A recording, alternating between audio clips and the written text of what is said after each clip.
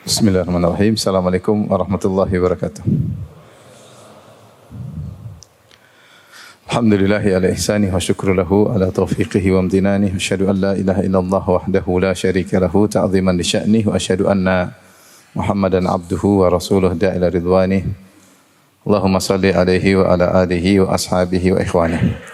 Hadirin hadirat yang dirahmati Allah Subhanahu wa taala, kita masih dalam bab fadlul buka min khasyatillah, tentang keutamaan menangis karena takut kepada Allah Subhanahu wa taala. Kita lanjut pada hadis yang kita bacakan kemarin, sempat terhenti. Wan Ibrahim bin Abdurrahman bin Auf, dari Ibrahim bin Abdurrahman bin Auf, itu putranya Abdurrahman bin Auf. Anna Abdurrahman ibn Aufin radhiyallahu anhu utiya bi ta'amin wa kana sha'iman. Adalah Abdurrahman bin Auf radhiyallahu anhu dihadirkan kepadanya makanan untuk berbuka, wa kana sha'iman, dan dia sedang berpuasa.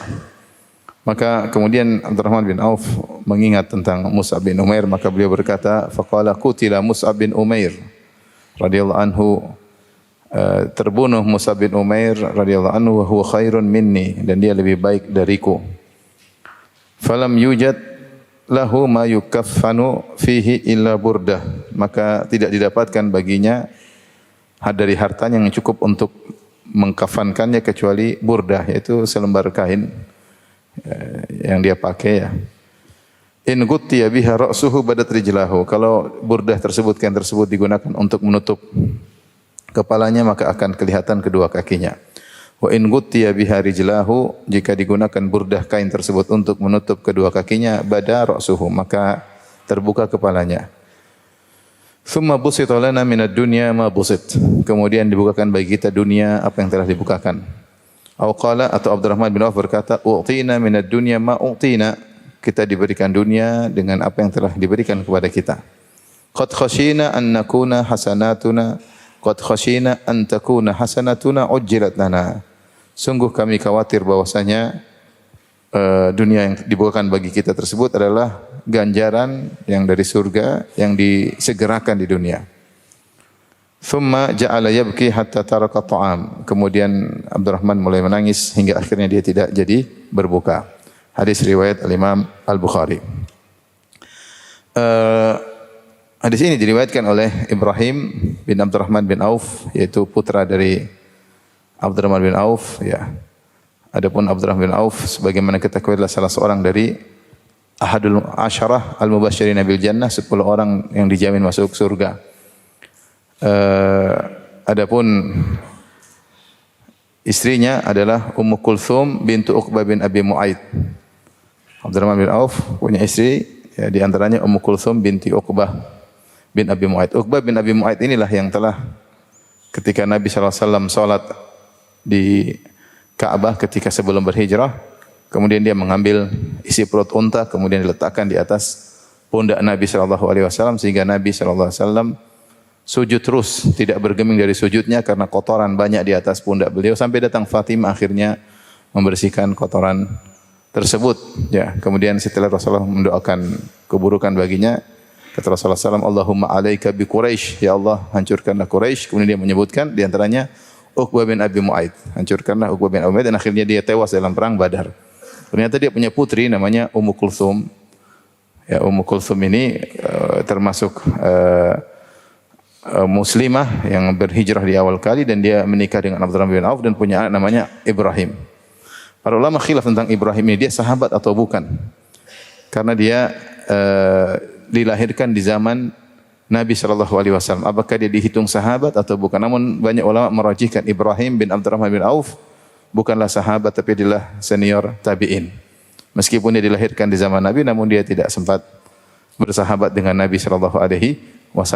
Karena namanya sahabat itu man ra'an Nabiya sallallahu alaihi wasallam mu'minan wa mata mu'minan. Definisi sahabat adalah orang yang melihat Nabi dalam kondisi beriman, kemudian meninggal dalam kondisi beriman. Mungkin dia terlalu kecil, belum sempat bertemu Nabi, belum sempat melihat Nabi, keburu meninggal Nabi sallallahu alaihi wasallam, makanya dia termasuk kalangan tabi'in. Adapun ayahnya Abdurrahman bin Auf, maka sahabat yang sangat-sangat mulia ya. Saya ingin mengomentari di sini tentang perkataan Abdurrahman bin Auf dengan penuh tawadhu'nya ketika dia buka puasa, kemudian dia ingat tentang Mus'ab bin Umair. di mana dia berkata, Qutila Mus'ab bin Umair wa huwa khairun minni. Telah terbunuh Mus'ab bin Umair dalam perang Uhud dan dia lebih baik dariku. Ini banyak ulama mengatakan ini tawadhu'an minhu. Ini sikap tawadhu saja dari Abdurrahman bin Auf. Kalau dilihat dari sisi dalil, Abdurrahman bin Auf lebih afdal daripada Mus'ab bin Umair. Nanti kita akan sebutkan. Tapi siapakah Mus'ab bin Umair? Sebagaimana kita tahu, Mus'ab bin Umair radhiyallahu anhu adalah seorang pemuda yang dimanjakan oleh kedua orang tuanya ketika di awal Islam, ya, bagaimana disebutkan a'taru ya al-fata, ya, dia paling wangi tubuhnya, ya, parfumnya tercium dari jauh, disebutkan sendalnya didatangkan dari import dari Syam, atau satunya lagi dari Yaman. Intinya pakaiannya mungkin dari import dari Yaman. Dia dimanjakan oleh kedua orang tuanya.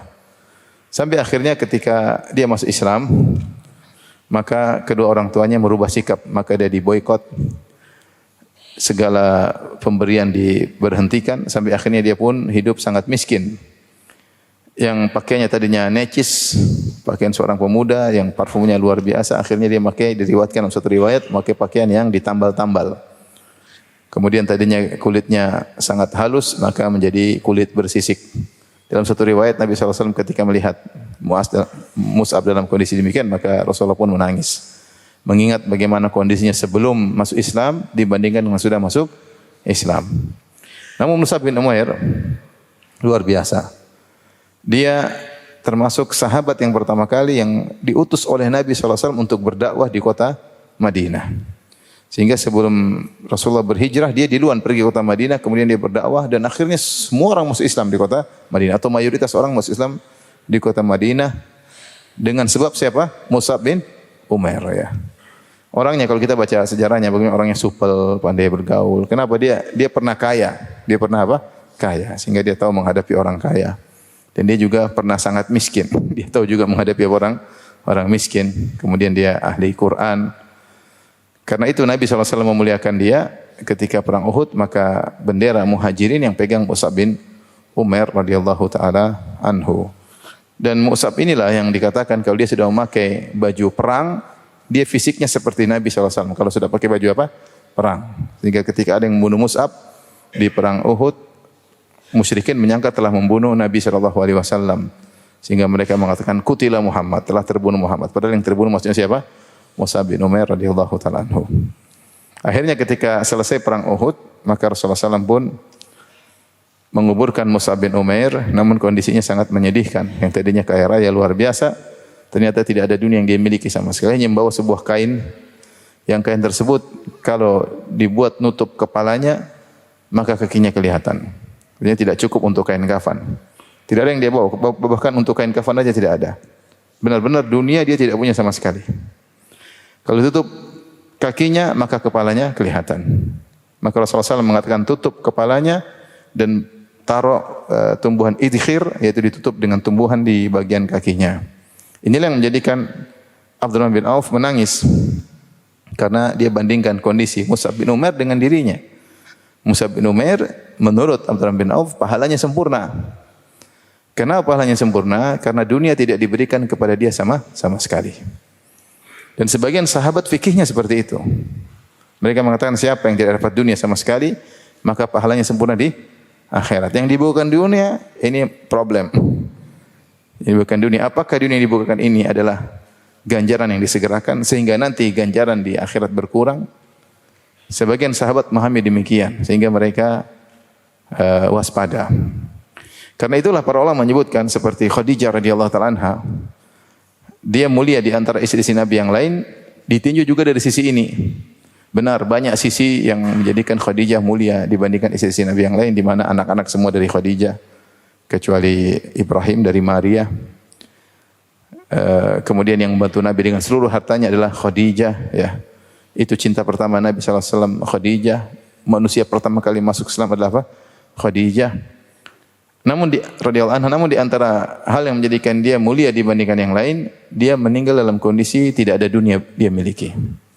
Berbeda dengan istri-istri Nabi yang lain, Nabi sudah berhijrah ke Madinah, sudah jadi kepala negara, kondisi sudah kondusif. Beda dengan Khadijah.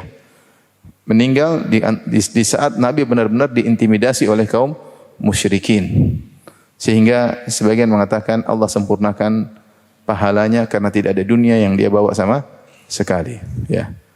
Meninggal dalam kondisi suaminya belum berjaya, gampangannya demikian. Meninggal dalam kondisi suaminya belum berjaya, ya. Demikian juga dalam suatu riwayat Umar bin Khattab radhiyallahu anhu ketika bertemu dengan seorang sahabat yang membeli mungkin daging agak enak, maka Umar berkata, apa setiap yang kalian inginkan kalian harus beli? Aku khawatir ini adalah kebaikan yang disegerakan bagi kita. Ya. Taib, intinya Mus'ab bin Umair radhiyallahu anhu adalah seorang yang sangat mulia, ya, yang telah meninggal tanpa membawa dunia sama sekali. Maka akhirnya Abdurrahman bin Auf ketika mau buka puasa, maka dia pun ingat bagaimana kondisi sahabatnya Mus'ab bin Umair yang juga dari awal-awal Islam, Mus'ab bin Umair termasuk Abdurrahman bin Auf. Maka kemudian dia mengatakan wa huwa khairun minni. Abdurrahman bin Auf lebih baik daripada Mus'ab bin Umair lebih baik daripada saya. Nah, banyak ulama mengatakan ini bentuk tawadhu dari Abdurrahman bin Auf. Kenapa? Karena Abdurrahman bin Auf kemuliaannya banyak. Saya akan bacakan sebagian kemuliaan Abdurrahman bin Auf agar kita tahu bahwasanya seorang kalau memiliki banyak kemuliaan tidak sombong, tapi hendaknya tetap apa? Tawadhu. Hendaknya tetap tawadhu, ya.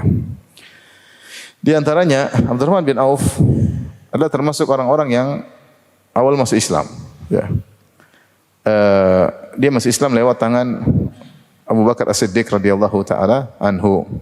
Dan dia termasuk 10 al-mubasysyirin bil jannah. Rasulullah SAW menyebutkan 10 orang yang masuk surga. Kata Rasulullah SAW, Abu Bakar fil jannah, Abu Bakar di surga.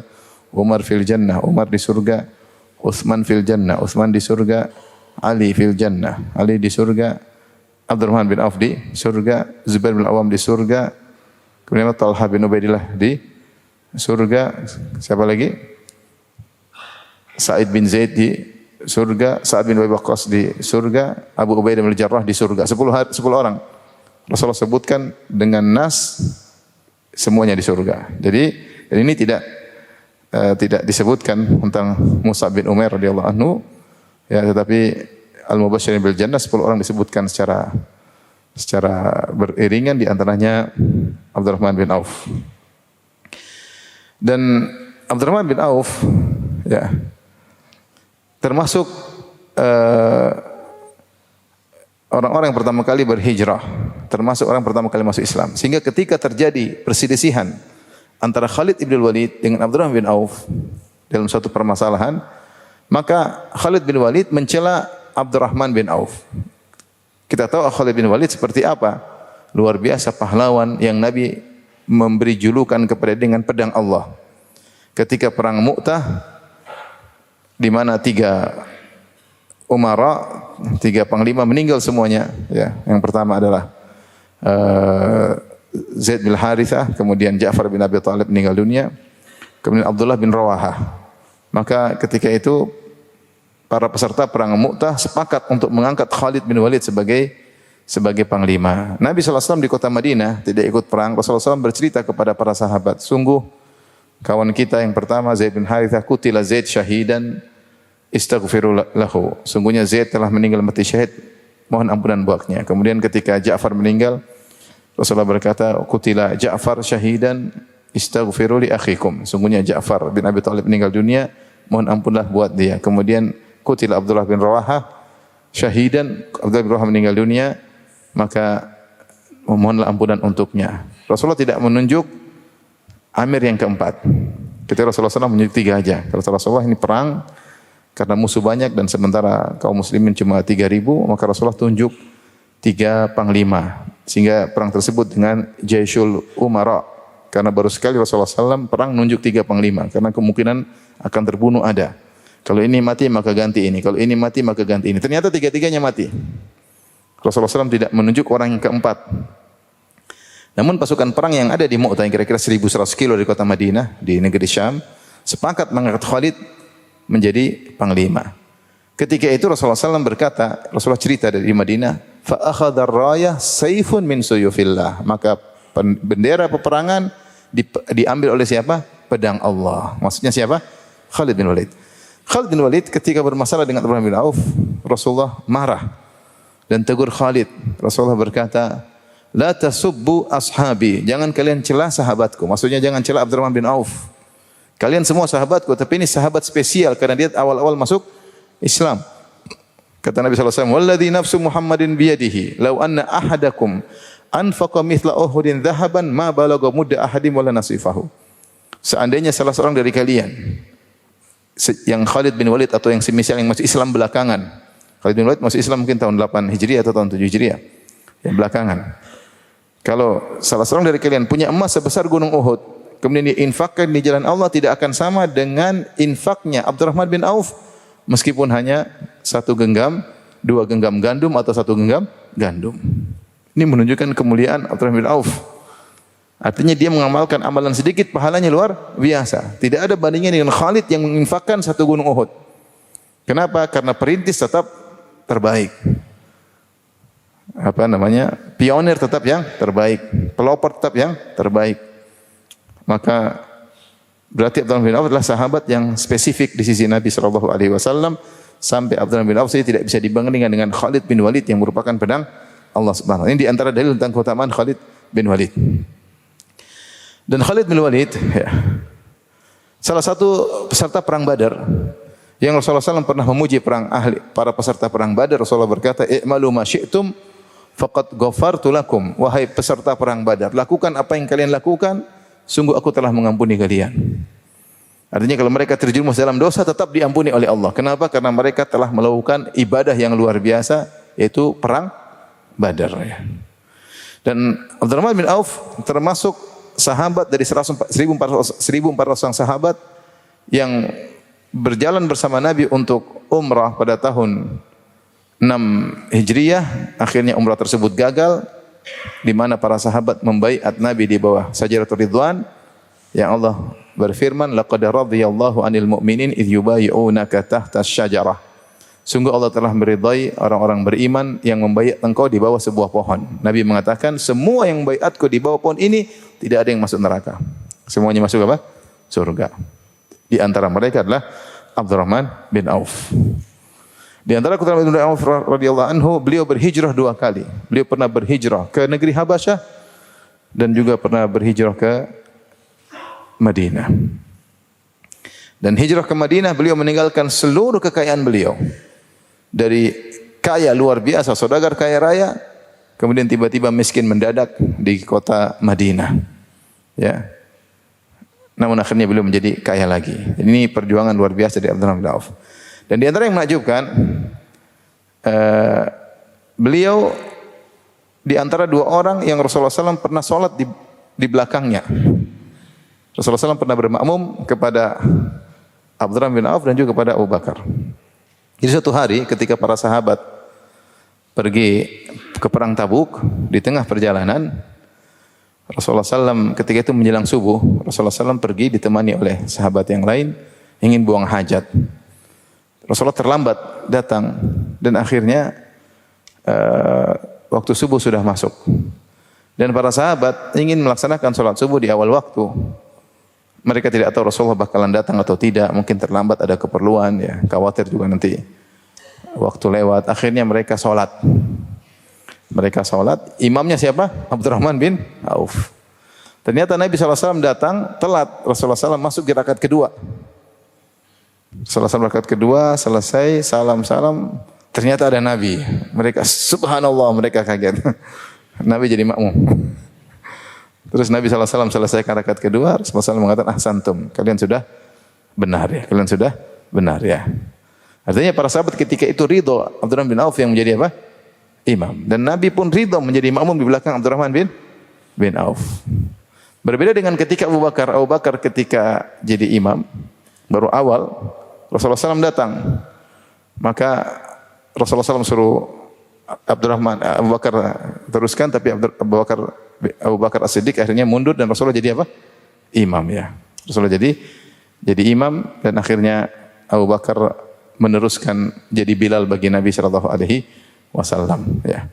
Lain halnya ketika Abdurrahman bin Auf, Rasulullah SAW tidak menggantikan posisi Abdurrahman bin Auf. Kenapa? Karena sudah terlanjur rakaat kedua. Kalau Rasulullah SAW gantikan repot, Rasulullah bakalan 2 rakaat, sahabat bingung di belakang. Tapi kalau Abu Bakar masih di awal, maka Rasulullah menempati posisi depan, menggantikan Abu Bakar. Ya. Tapi intinya di antara kemuliaan Abdurrahman bin Auf yang disebut oleh para ulama. Nama Abdurrahman bin Auf asalnya adalah Abdul Ka'bah. Ada yang mengatakan namanya Abdul Amr. Kemudian ketika masuk Islam, Rasulullah SAW mengganti dengan Abdurrahman. Ya. Inilah yang bagaimana Allah memberi berkah kepada Abdurrahman bin Auf sehingga beliau sangat mudah mencari harta. Ini jadi masalah. Terlalu mudah mencari harta. Ketika beliau datang di kota Madinah, kemudian sebagaimana kita tahu kisahnya dengan Sa'ad bin Rabi' radhiyallahu anhu, maka Sa'ad bin Rabi' mengatakan, wahai Abdurrahman bin Auf, saya punya istri lebih dari 1 dan saya punya harta sangat banyak. Setengah hartaku buatmu. Ya. Ini ATM 10 miliar ya. Ambil 1. Gampangannya demikian. Terus saya punya istri lebih dari 1, kau lihat mana yang kau sukai, saya ceraikan. Bukan yang paling jelek, tapi yang paling kau sukai mana, saya ceraikan. Kalau sudah selesai masa iddah maka nikahi. Luar biasa. Ini kesempatan dalam kesempitan. Mungkin kalau kita, Masya Allah, rezeki apa yang Allah berikan kepada aku? Sini, mana ATM-nya? Mana istrimu? Saya lihat dulu. Kalau kita mungkin begitu. Tapi Abdurrahman enggak. Dia mengatakan, Barakallahu laka fi ahlik wa malik. Semoga Allah memberkahi engkau pada hartamu dan keluargamu. Dullani ala suq. Tunjukkan kepadaku mana pasar. Saya ingin cari uang sendiri. Akhirnya ditunjukkan pasar Bani Qainuqa, pasar Yahudi. Kemudian dia masuk, kemudian dia berdagang. Akhirnya dia dapat harta. Kemudian dia menikah dengan seorang wanita dari Ansar. Kemudian ketika ketemu dengan Nabi SAW, Rasulullah melihat ada warna kuning-kuning, asarus sufrah, warna kuning di bajunya. Rasulullah mengatakan, apa ini wahai Abdurrahman? Kata Abdurrahman, tazawwajtu, saya menikah. Ini warna kuning ini parfum perempuan. Karena zaman dahulu parfum wanita itu berwarna tapi wanginya tidak kuat. Adapun parfum lelaki tidak berwarna tapi parfumnya wanginya kuat. Kok Abdurrahman bin Auf ada parfum perempuan? Dia mengatakan, saya baru menikah dengan wanita Ansar. Ini menunjukkan bagaimana Allah mudahkan dia mencari rezeki, masuk ke pasar langsung dapat untung. Sampai beliau berkata, fa aqbalatid dunya alayya, maka dunia pun datang mendatangiku. Hatta ra'aituni law rafa'tu hajaran la tawaqqa'tu an ajida tahtahu dhahaban aw fiddah. Sampai saya ini kalau saya angkat batu, saya pikir saya akan dapat emas atau perak di bawahnya karena saking mudahnya dapat apa? Harta. Pokoknya jualan apa kek harta lancar. Namun harta yang dimiliki oleh Abdurrahman bin Auf digunakan untuk berinfak di jalan Allah Subhanahu wa taala. Ya, beliau pernah berinfak dengan setengah hartanya, ya. 4.000 dirham, ya. Kemudian beliau pernah menanggung 500 ekor kuda dalam jihad. Beliau yang tanggung semuanya. Kemudian beliau tanggung lagi 500 ekor onta untuk jihad fisabilillah. Subhanallah, ya. Kemudian beliau terkadang satu hari memerdekakan 30 budak. Luar biasa. Kemudian beliau memberikan hadiah untuk ummahatil mukminin, hadiah kepada istri Nabi sallallahu alaihi wasallam, ya, yang kalau dijual dengan 400.000 dirham. 400.000 dirham, ya. Ketika sampai kabar kepada Aisyah tentang baiknya Abdurrahman bin Auf, maka beliau berkata, "Sakallahu bin Aufin min salsabil jannah." Allah telah membawakan kepada Abdurrahman bin Auf salsabil, yaitu minuman di surga. Dan beliau meskipun kaya raya, beliau juga seorang mujahid, ya. Semua peperangan beliau ikuti, ya. Ya. Di samping itu beliau ternyata orang yang suka berpuasa. Seperti tadi, beliau menangis padahal beliau sedang berpuasa dan berbuka puasa, ya. Ya. Dan ini di antara keutamaan Abdurrahman bin Auf, ya. Dan menakjubkan, ya, sudah kaya, rajin salat malam, sedekah, rajin puasa, ya. Ada yang satu udah miskin, pelit, ibadah malas, ya. Fadlullahi yu'tihi man yasha. Karunia Allah berikan kepada Allah kehendaki. Nah, disinilah ketika dihadirkan makanan, maka untuk berbuka puasa, maka Abdurrahman bin Auf pun ingat akan hal tersebut. Dan Abdurrahman bin Auf bukan orang yang suka dunia. Makanya disebutkan ketika di antara keutamaan beliau, ketika pemilihan khalifah ketiga Utsman bin Affan. Rasulullah SAW waktu meninggal, Rasulullah SAW tidak menunjuk secara nas siapa penggantinya. Namun ada isyarat-isyarat kuat bahwasanya yang beliau maksud adalah Abu Bakar As-Siddiq. Makanya ketika beliau sakit, beliau suruh Abu Bakar yang jadi apa? Imam. Dan beliau hampir-hampir nulis siapa yang menjadi khalifah. Tapi intinya beliau tidak menyebutkan, namun orang paham. Makanya tidak ada khilaf ketika Abu Bakar naik, semua sepakat Abu Bakar yang terbaik untuk menjadi khalifah. Rasulullah tidak perlu nunjuk pun orang paham Abu Bakar yang terbaik. Tidak ada yang bisa mengungguli Abu Bakar radhiyallahu anhu. Ketika Abu Bakar mau meninggal, Abu Bakar nunjuk siapa? Umar. Itu pun Abu Bakar As-Siddiq musyawarah, tanya-tanya orang siapa yang kira-kira diangkat menjadi khalifah penggantiku. Maka cara yang kedua pemilihan khalifah adalah dengan penunjukan, istikhlaf. Kalau yang pertama semua memilih dengan sepakat sebagaimana para sahabat sepakat milih Abu Bakar. Yang kedua dengan penunjukan istikhlaf, dan Abu Bakar menunjuk Umar karena orang-orang tahu tidak ada yang lebih hebat daripada Umar. Makanya ijma' juga enggak ada yang berselisih. Ketunjuk Umar tidak ada yang berselisih. Yang jadi masalah ketika Umar mau meninggal dunia ditikam oleh Abu Lu'lu'ah Al-Majusi, dan Umar sempat hidup beberapa hari sebelum meninggal dunia, maka Umar di kondisi sangat berat tersebut sulit dia menunjuk siapa jadi khalifah. Karena ketika itu banyak orang yang setara. Beda ketika zaman Umar tidak ada yang tahu, tidak ada yang ragu Umar yang paling terbaik. Sebagaimana zaman Abu Bakar tidak ada yang ragu Abu Bakar yang terbaik. Ketika Umar mau meninggal, maka ada beberapa orang yang setara. Maka di antara cara Umar bin Khattab, maka dia pilih 6 orang. Salah satunya harus jadi khalifah. 6 orang tersebut, Abdurrahman bin Auf, Ali bin Utsman bin Affan, Ali bin Abi Thalib, Abdurrahman bin Auf, Zubair bin Awam, Sa'ad bin Abi Waqqas. Satunya lagi saya lupa siapa ya. Ya, siapa tadi? Utsman, Ali, Abdurrahman, Zubair bin Awam, Sa'ad bin Waqqas, satunya Talha kalau enggak salah. Satunya Talha, iya, 6 orang. Yang semuanya termasuk dikabarkan masuk surga. 6 orang tersebut dari 10 yang dijamin surga. Ada satu yang tidak disebutkan Sa'ad bin Zaid, namun para ulama mengatakan Sa'ad bin Zaid dari Bani Adi. Dari Bani Adi sama dengan kabilahnya Umar, dan Umar tidak ingin masukkan dalam orang tersebut yang dari kabilahnya. Beliau tidak mau. Sehingga akhirnya Sa'ad bin Zaid tidak dimasukkan, dia dari Bani Adi Al-Adawi sama dengan Umar Al-Adawi. Dia tidak ingin ada kerabat yang masuk. Maka 6 orang ini disuruh rapat. Kata Umar, 3 hari harus ada satu jadi khalifah. Tidak boleh lewat dari 3 hari. Silakan diskusi.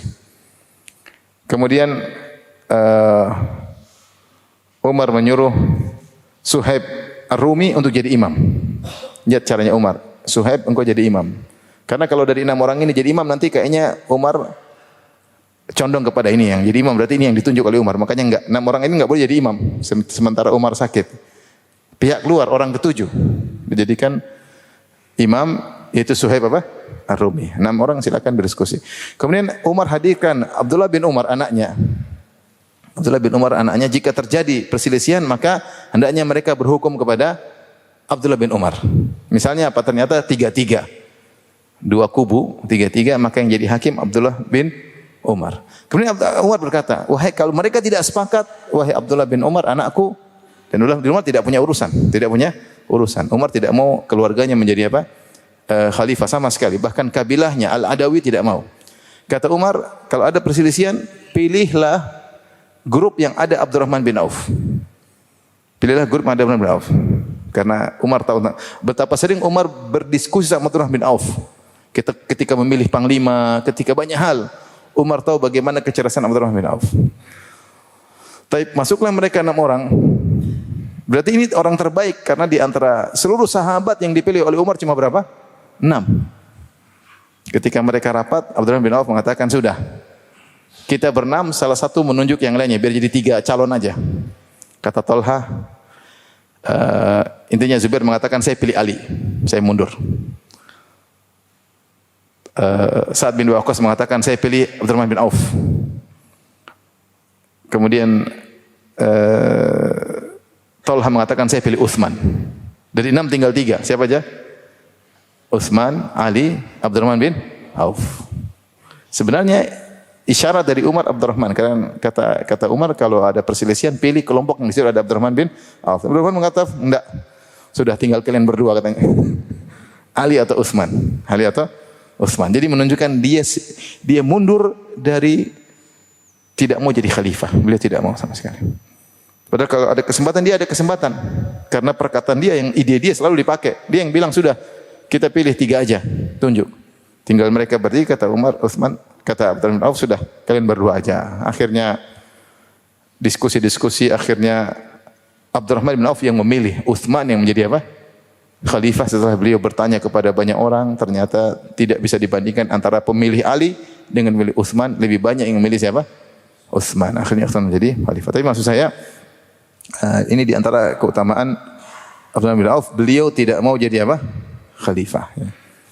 Bukan cinta jabatan. Tentunya 2 orang ini juga tidak cinta jabatan, tapi harus ada yang dipilih. Dan Abdurrahman bin Auf pintar, dia mundur terlebih dahulu. Dia mundur. Sudah. Kalau saya tinggal 2 orang, maka dia yang pilih. Tentunya sama-sama bertakwa kepada Allah Subhanahu Wa Taala sampai akhirnya Utsman yang menjadi khalifah. Ini yang saya sampaikan bahwasanya Abdurrahman bin Auf adalah orang yang sangat mulia, ya.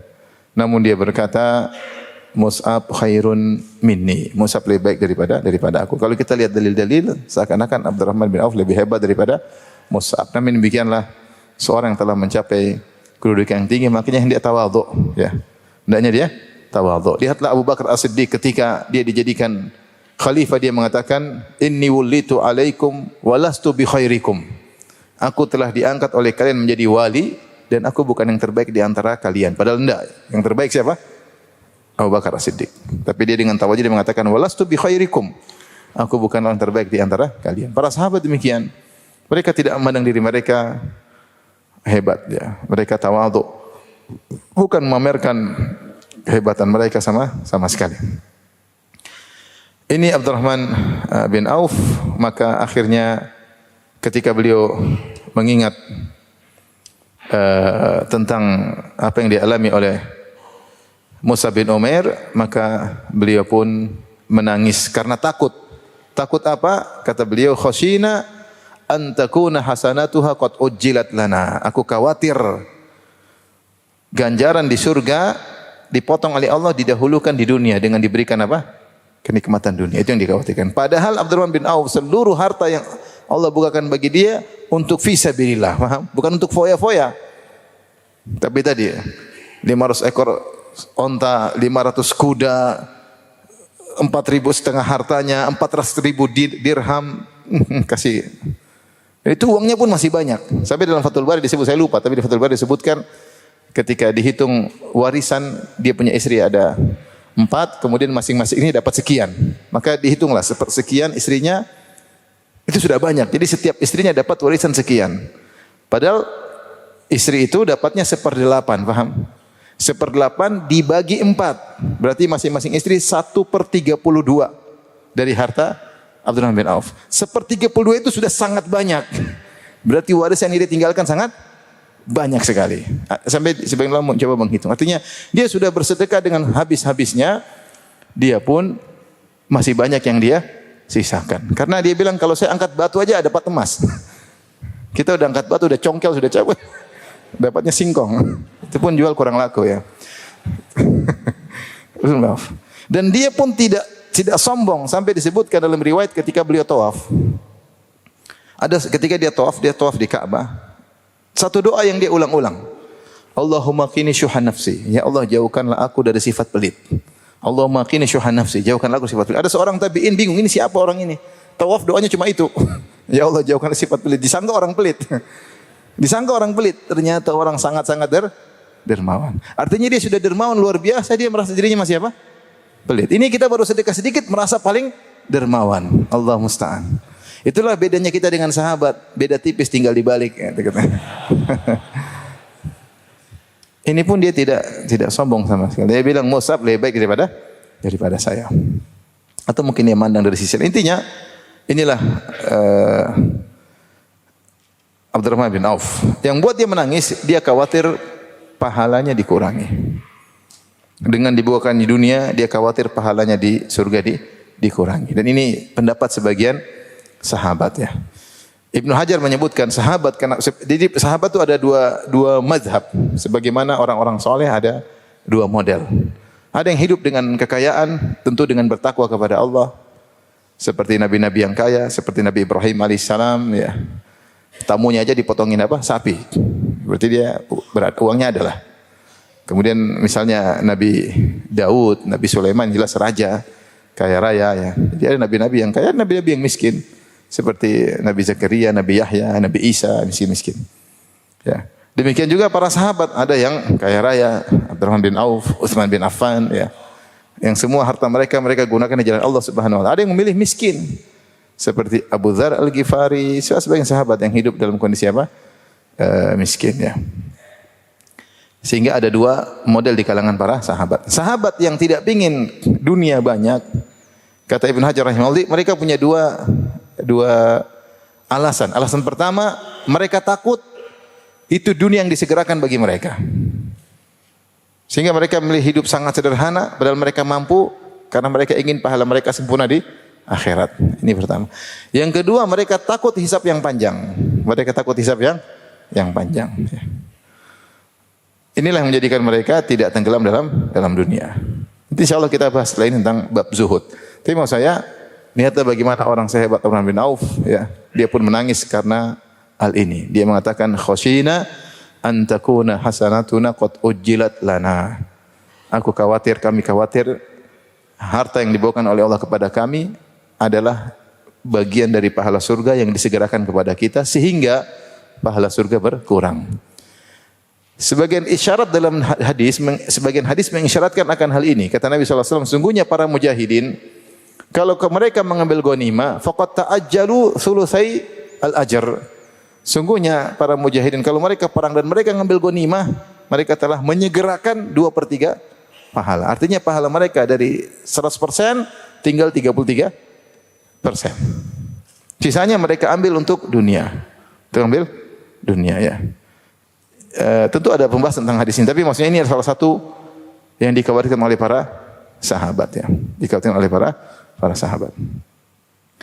Tapi di sini disebut tentang keutamaan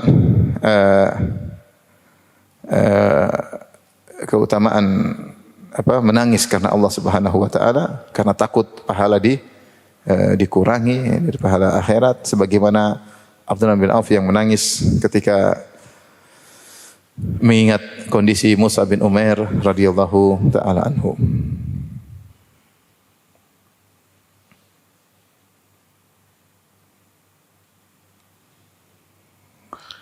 Khabbab bin al-Arat juga mengomentari kisah Musa bin Umair dengan apa yang mirip dengan apa yang disebutkan oleh Abdurrahman bin Auf. Khabbab bin al-Arat juga sahabat mulia radhiyallahu anhu. Dia berkata, "Hajarna ma'an Nabi sallallahu alaihi wasallam.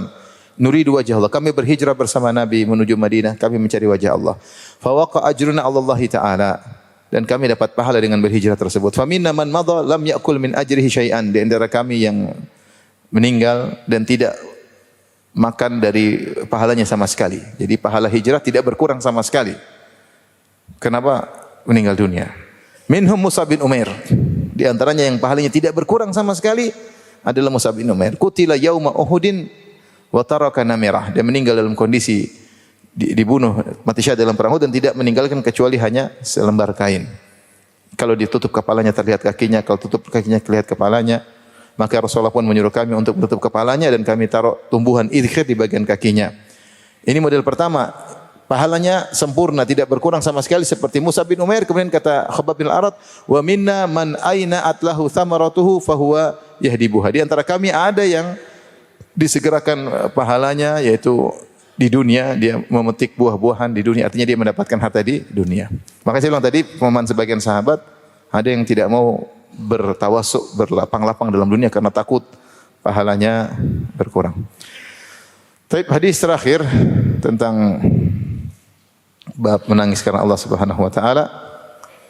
An Abi Umamah Sudai bin Ajlan Al-Bahili anin Nabi sallallahu alaihi wasallam qala, dari Nabi sallallahu alaihi wasallam dia bersabda, "Laisa syai'un ahabba ila Allah taala min qatrataini wa atharaini."